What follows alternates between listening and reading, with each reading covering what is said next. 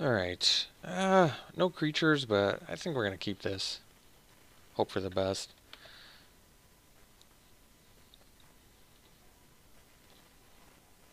There you go.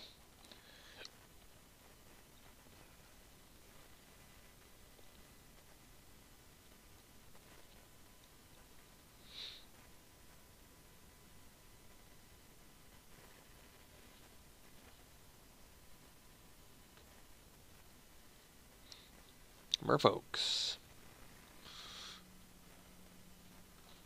Alright. Get some options coming up here.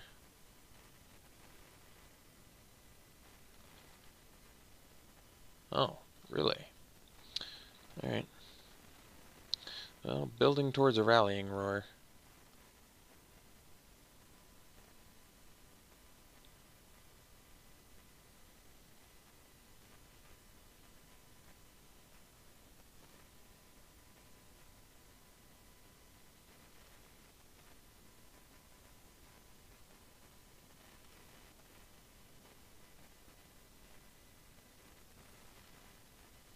Alright.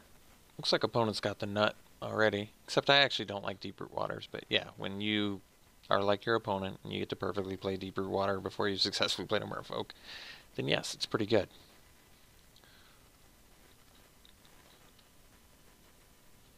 Oh, well, that was a good draw too. So I guess we'll leave up the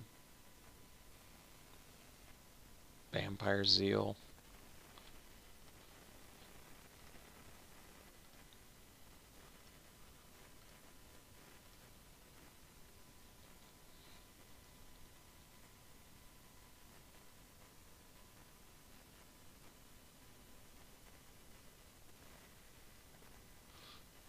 Hey, that's not the one we passed. We didn't pass a foil one. So opponents just had a really cool start.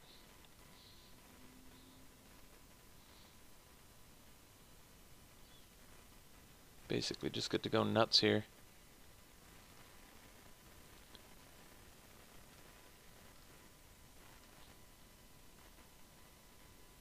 So I guess we can smash.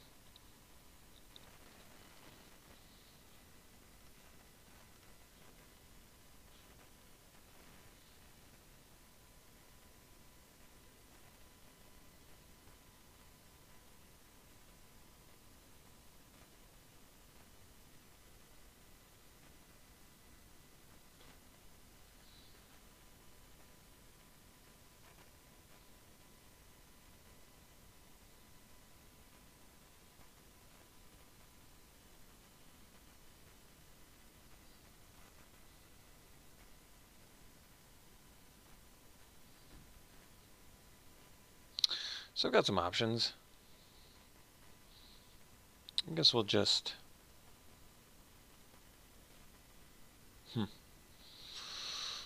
Yeah, what do I want to do?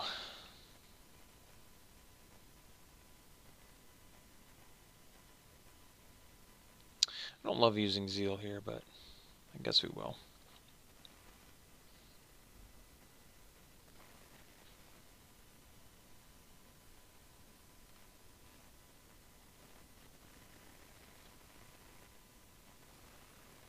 Play another commission. Guess we've got some good options coming up here once we get a 5th land. I mean, we're still staying busy with this Queen's Commission plan here, so it's pretty good.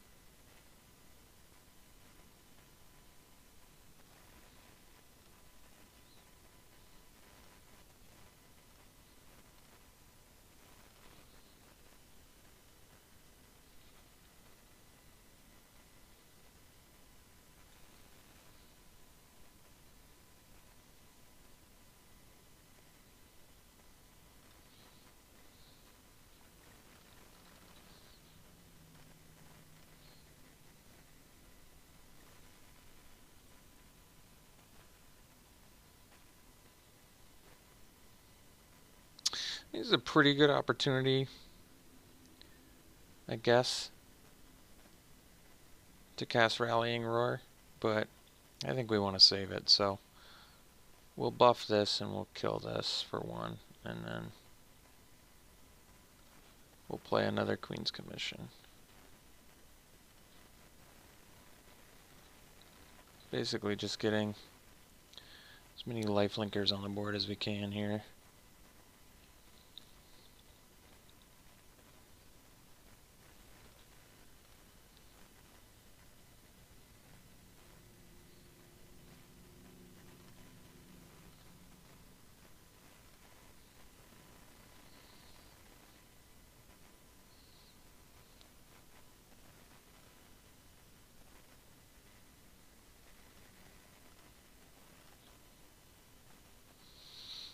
Mavern Fane, huh?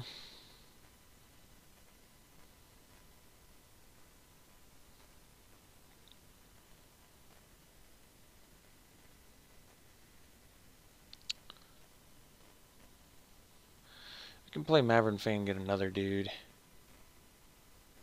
Yeah, and just swing with the Bloodletter, I guess. Because I think next turn we have to bust the Rallying Roar to stay alive, but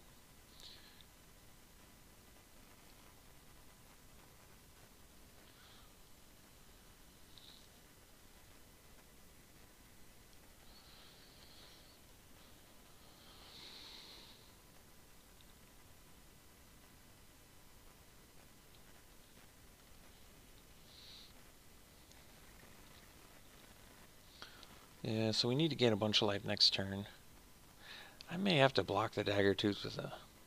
it doesn't make sense, does it? Well, I need to gain a lot of life, I guess, is the issue. But I can also block Herald now.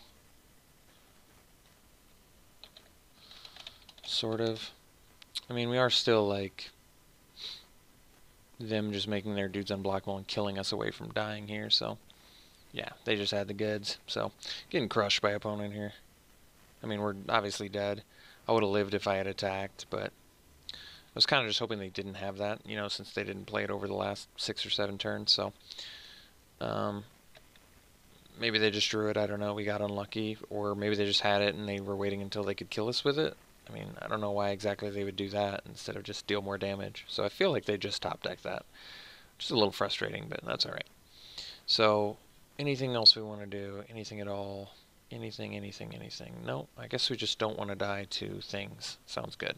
Let's run it back. Alright, we'll play first. Let's keep.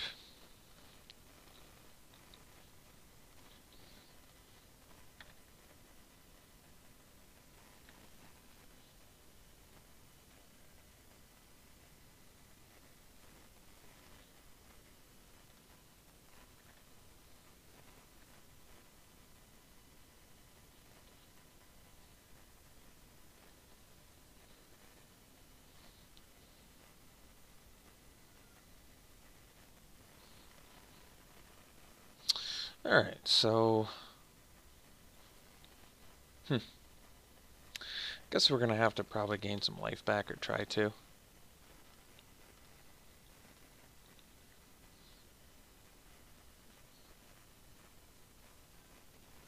Yeah, just the goods into the goods. Got it.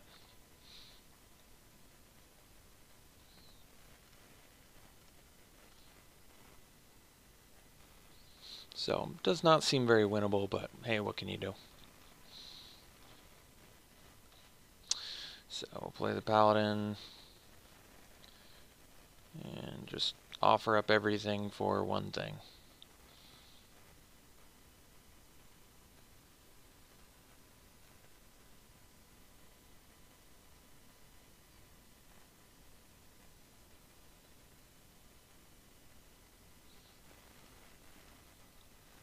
So if they have anything, basically we lose, is that right? Lose to anything. Okay.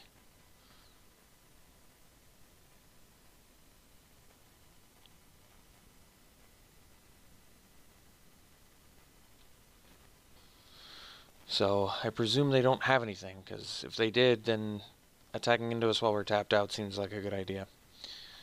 So, we can... Best use of mana would be Deacon, but I think we just do Bloodletter.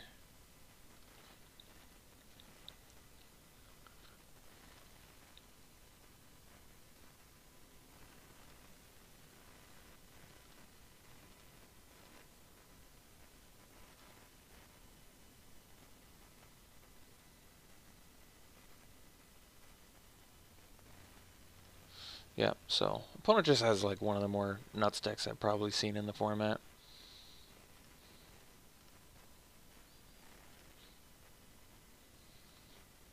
So I think we play Deacon now. We get in with our Bloodletter. Basically, we're trying to make a mad dash here to lethal.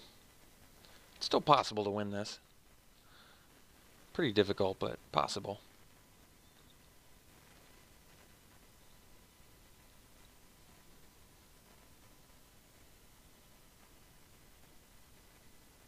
Basically, we go Bishop next turn into... or Bloodletter into Bishop, I guess.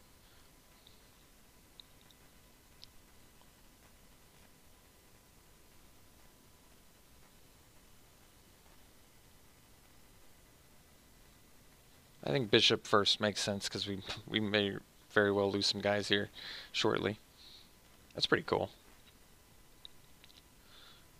All the Merfolk rares.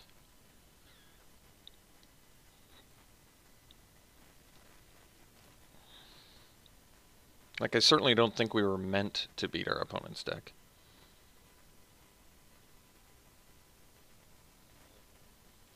So do I want to just take 5? I kind of don't want to block, because it is kind of a different thing here. When I play the Bishop, I forgot to do the math. He includes himself, so our opponent loses 6, 7. They go to 8. So it puts them on a 2-turn clock, but it actually doesn't matter because I can just kill them the next turn with the Bloodletter anyway.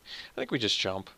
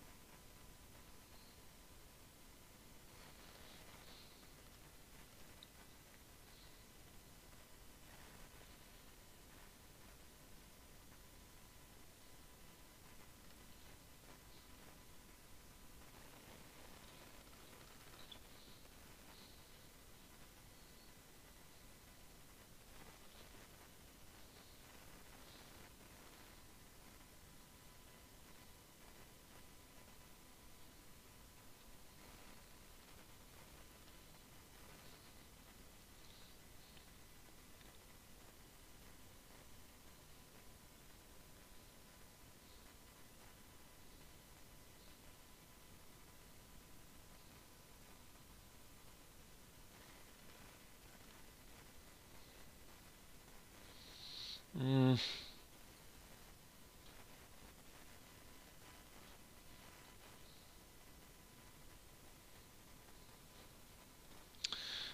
think we'll just block again.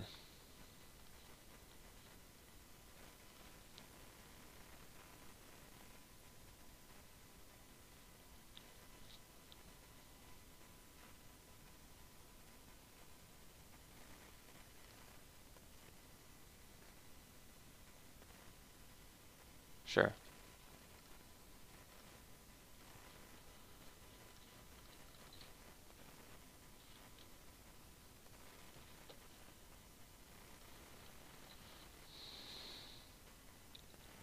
So, I guess we can buff our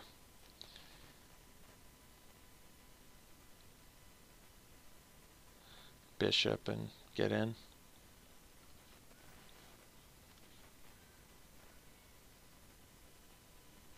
Is it even worth getting in? Probably not. We're just going to win on the back of our flyers. If I attack with a 5-3, they just probably block with a Vine Shaper Mystic and like a Water Trap Weaver or something. It's not worth it.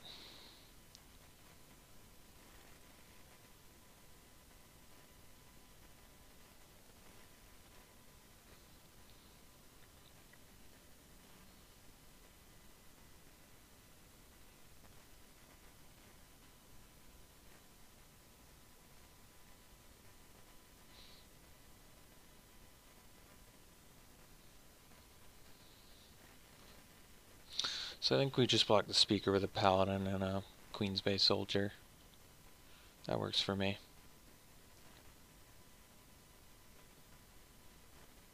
We don't care about either of those, so...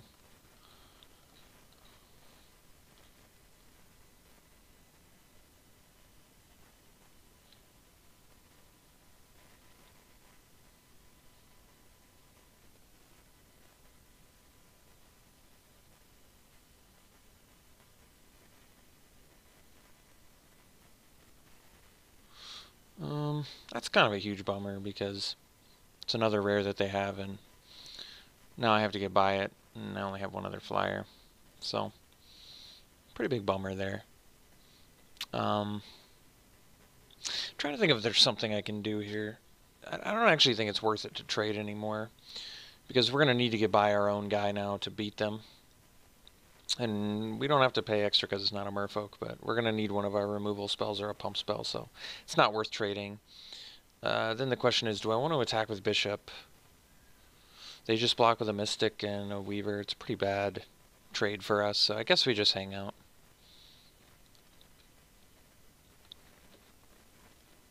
So, our opponent's deck is ridiculously sweet. There's really just no earthly reason why we should win this match. Just based on what I've seen, there's absolutely zero reason we should win this match. Their deck is substantially better than ours. They have tons of great... I think this rare is OP. Entrancing Melody is extremely strong. We know that they have the guy that makes all their dudes unblockable, which is just ridiculous with Waker of the Wilds too. So they just happen to draft like the nuttiest merfolk deck I've ever seen in the format. And then they top deck the other rare, so I think they played every single rare in their deck at this point.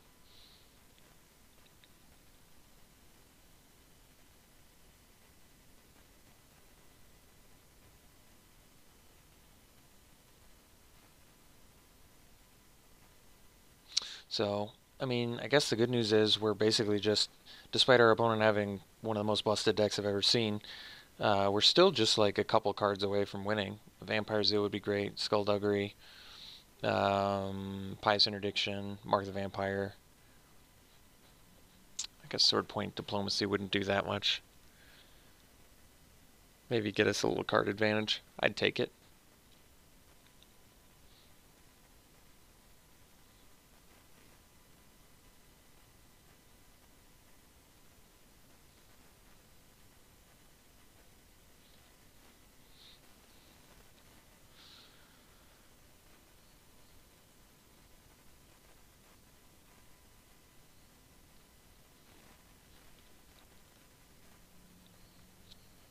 Not sure why they did that then. Can't you do it whenever you want? Because this card's just stupid. Yeah. Just instant speed. Put a million counters on things. Yeah. Sensible. That makes a lot of sense.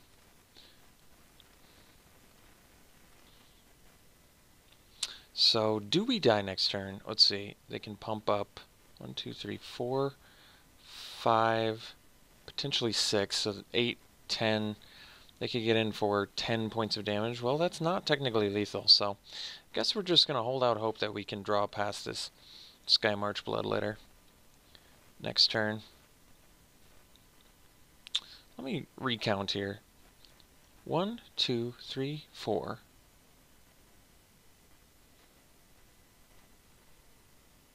5. That's 7, 8, 9. And if they draw a land, 10 damage they could get in. And otherwise they basically have 1, 2, 3, 4, 5 other attackers. They could attack with the Bloodletter though, which would be able to kill us. I think actually we pump a vampire and attack with it now, because we might need to gain some life here.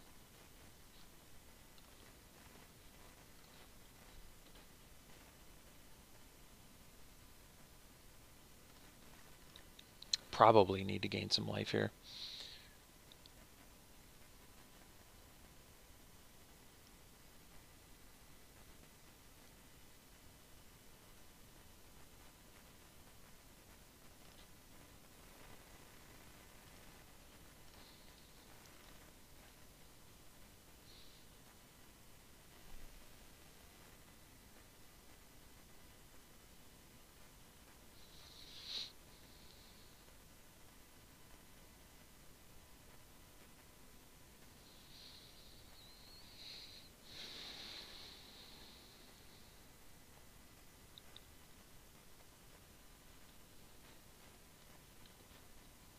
So we still do not die.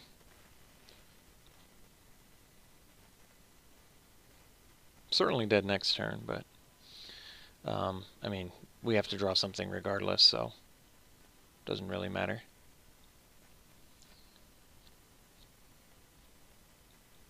Could definitely draw something and win here, but it's pretty much Pious Interdiction or bust now, I think.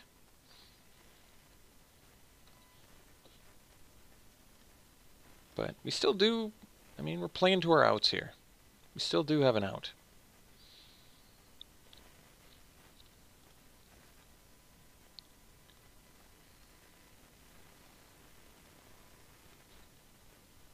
Direfleet Order is not the out, so I guess that we're just dead. So do I attack all out for no apparent reason? It doesn't really do anything to attack all out. I think it's a better bluff to make them think they're going to attack. Yeah, we lose. All right, that's fine. We lose. I'll take it. So we'll attack with this, and then we'll play a Direfleet Hoarder and pass, and we'll act like we have a removal spell.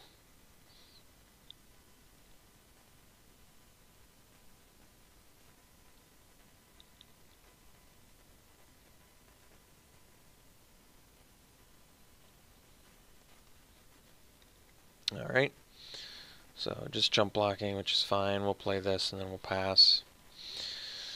And we'll lose to a big 8/8 on can't be blocked.